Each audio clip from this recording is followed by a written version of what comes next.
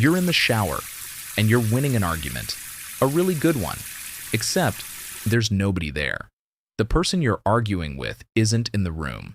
They might not even know this fight is happening, but in your head you've said the perfect thing, and they've gone quiet.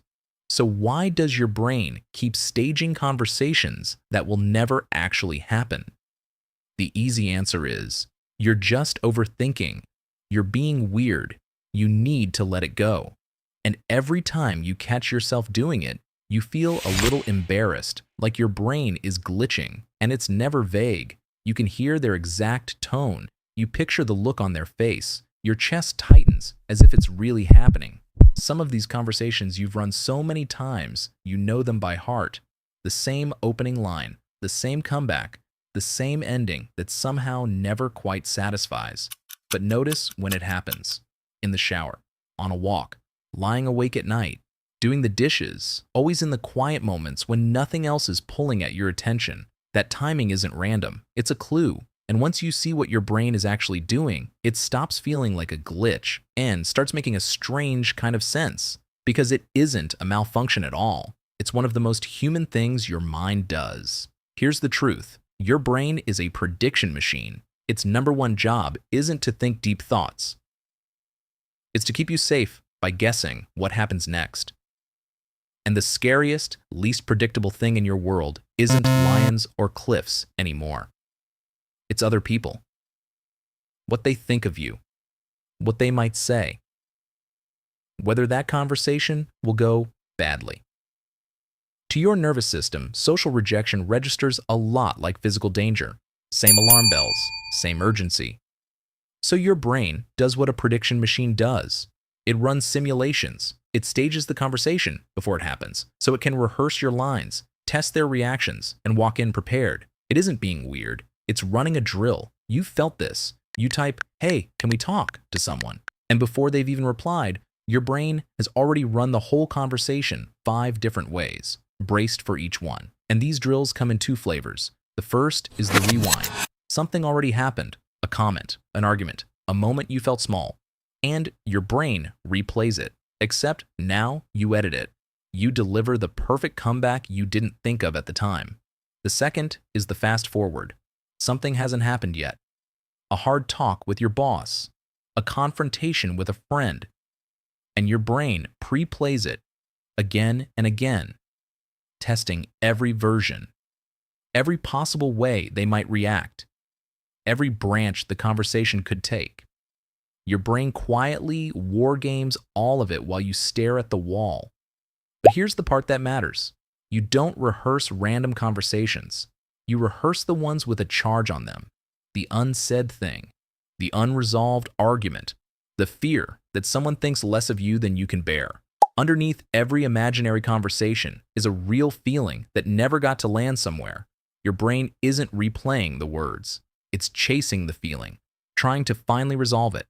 And notice who stars in these scenes. Never strangers. It's the people who matter. The boss whose approval you want. The friend who hurt you. The parent whose voice still lives in your head. The more someone matters, the more your brain rehearses them. Which is exactly why the same 3 conversations can loop for years. And here's what changes everything.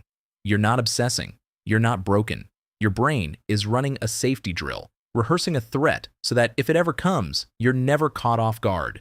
Every imaginary argument is your mind trying to protect you. For most of human history, misreading the group, not knowing who was angry with you, could have served so well. Your brain learned to game it out in advance. That wiring is still running today, every time you go quiet and start scripting. But here's the twist inside the twist. The reason these conversations almost never actually happen. The rehearsal itself relieves just enough pressure that you never feel forced to act.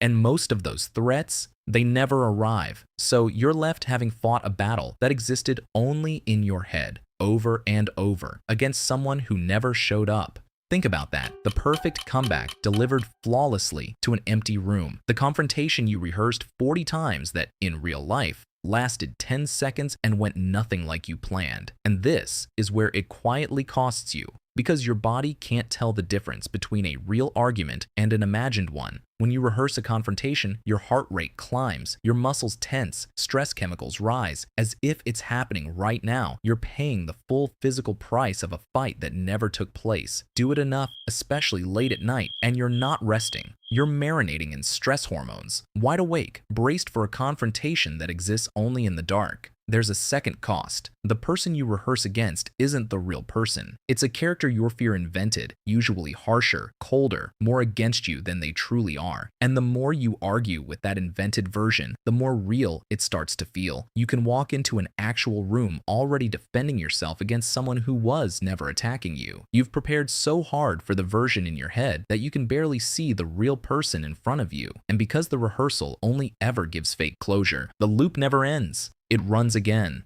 and again, quietly draining you, and each rerun wears the groove a little deeper, a little easier to fall into next time. So how do you step out? Not by forcing the thoughts to stop. That never works. You work with the drill instead of against it. 3 small moves. 1. The moment you catch it, name it. I'm rehearsing. That's it. Just labeling the loop pulls you above it, and the part of you that can choose finally wakes up. 2. Ask what's actually underneath. Not the words, the feeling. Am I hurt, unheard, scared they'll judge me? The imaginary conversation is a signal pointing at a real, unmet need. Find that, and you've found the actual thing. Usually it's smaller and more tender than the argument makes it look, often just a wish to be understood. 3. Then choose. Either act on it, have the real conversation, or write the words down where they can land somewhere, or consciously release it. Tell yourself clearly, this conversation isn't happening. I can let it go.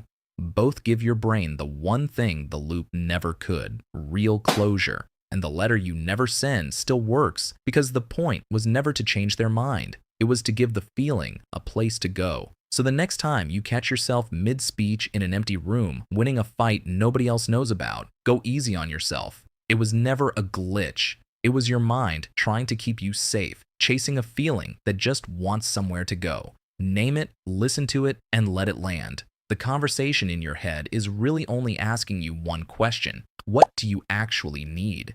If your brain does this to you, then you already know it has a night shift too, because the same part of you that rehearses tomorrow's arguments is the one that replays your most embarrassing memories at 2 a.m. That's the next one. I'll see you there.